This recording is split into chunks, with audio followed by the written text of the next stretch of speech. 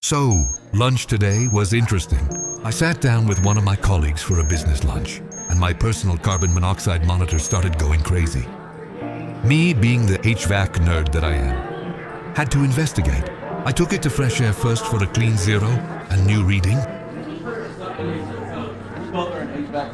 I used to do it. I'm actually a salesperson now, but that basically means something in here is not finished properly.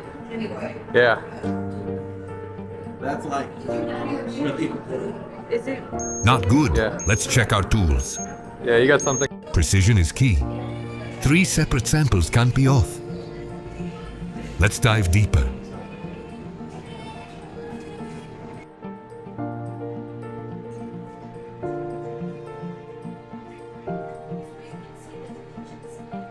Yeah.